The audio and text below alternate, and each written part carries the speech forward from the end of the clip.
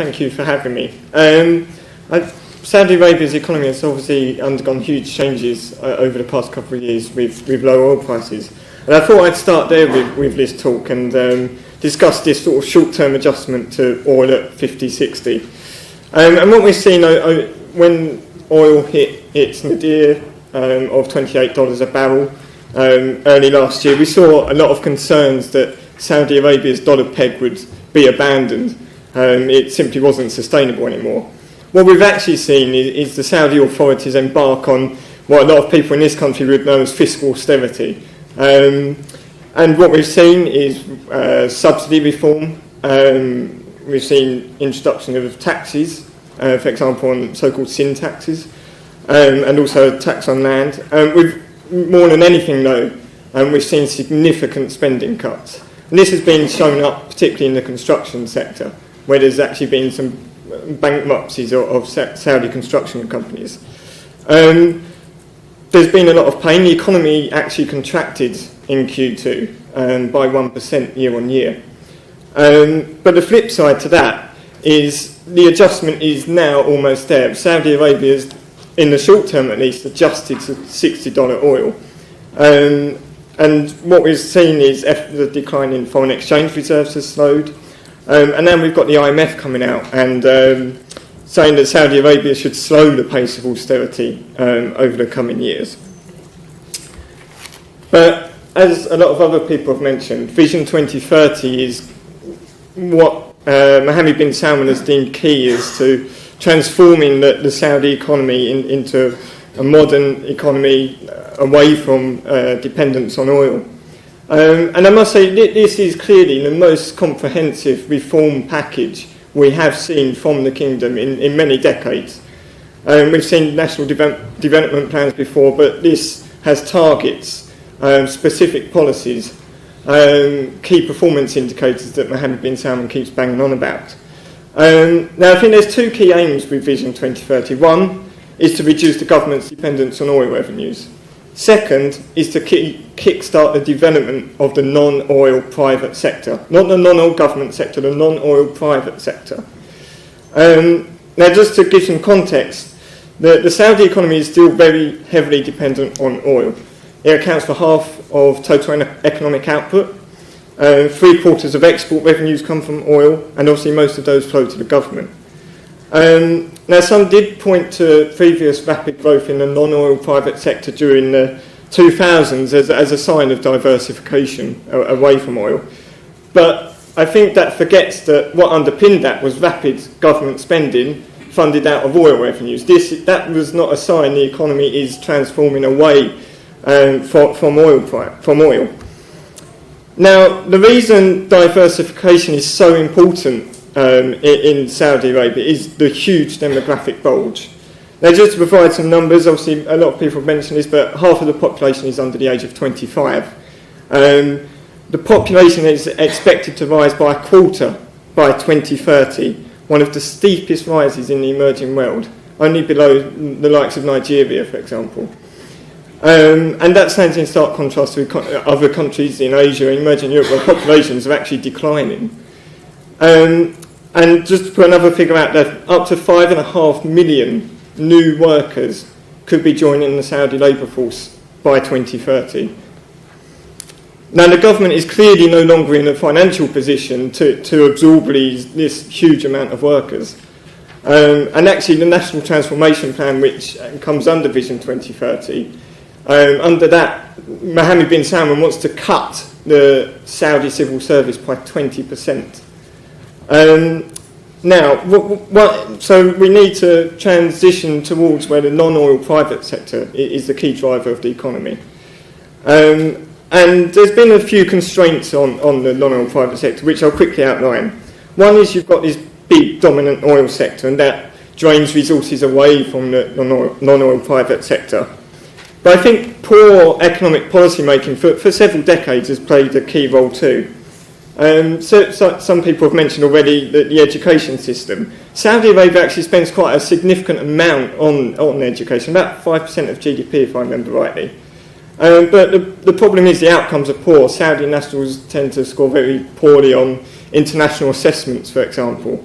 And also it's exacerbated by the poor quality of teachers in Saudi Arabia.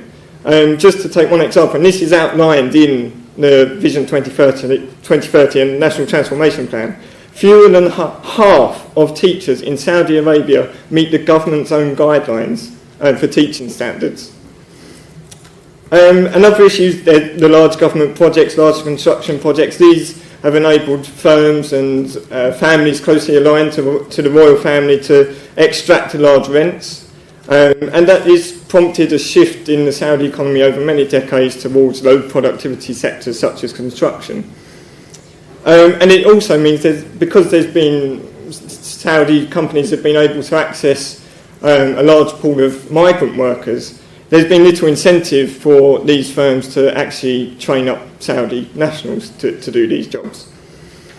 Another issue is the poor business environment. People have touched on this again. Large amounts of red tape, a bloated bureaucracy where firms have to go through so-called brokers in order to get things done. These brokers have access to ministers and people in high-level positions in government. Excuse my Arabic, but I think it's known as wasta in the kingdom. And many foreign firms also have to seek out local partners in order to set up operations in the kingdom. And the result of that, as we see from direct investment into Saudi, for example, is particularly low by international standards. And one final issue on the business environment is small and medium enterprises are actually, a lot of them are actually illegal. They're run by migrant workers, but legally they're owned, or it's called tazatur. It's you get, say, retail companies that are run by migrant workers but have to be set up under the name of the Saudi, and in return the Saudi receives a fee or share of the profits from the from the migrant worker. One consequence of all of this is that Saudi nationals tend to seek employment in the public sector.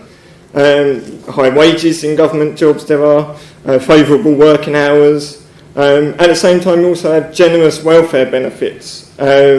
So for a lot of Saudi nationals it's better to just wait for a government job to come up and in the meantime live on welfare.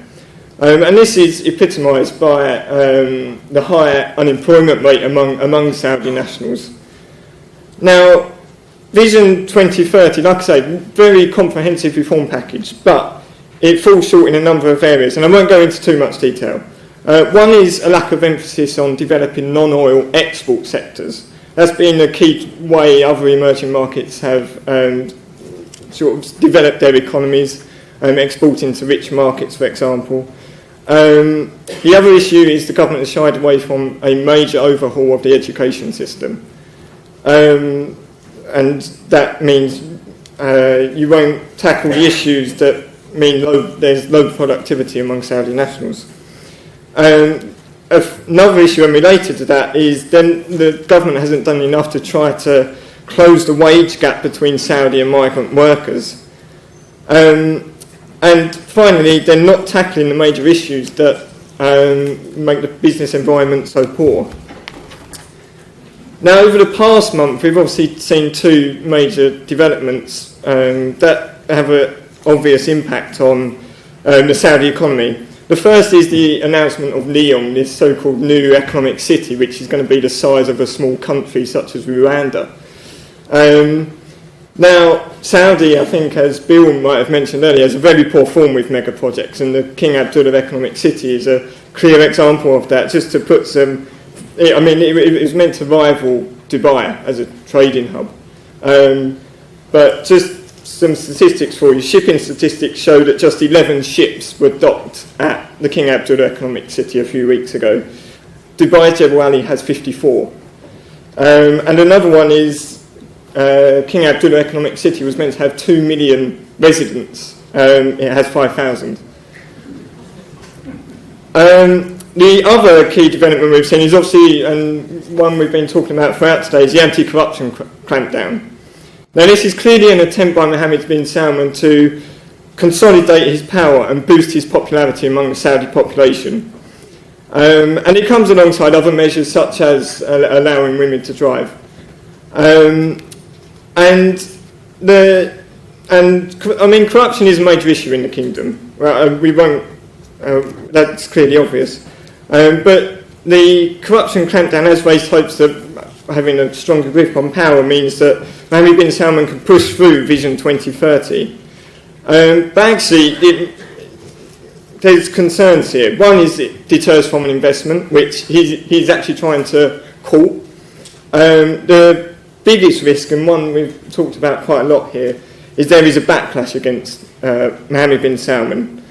And I think he's clearly moving away from a consensus-based policy making, which has been a key part of the kingdom for quite a period. If there was a backlash, that would undermine his authority and threaten Vision 2030. Now, the upshot to all of this is that we think Vision 2030 actually will fall short of quite a lot of its lofty goals. And economic growth in the kingdom is likely to remain extremely weak for some time. And consequence of that is the unemployment rate among Saudi nationals is currently 10 to 12%.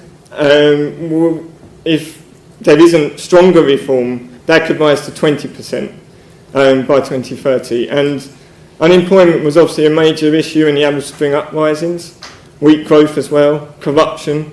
So there's obvious connotations here for Saudi Arabia and what it could mean for the kingdom's future. I'll leave it there, and if there's any questions you want to raise on the Saudi economy, I'm more than happy to take them.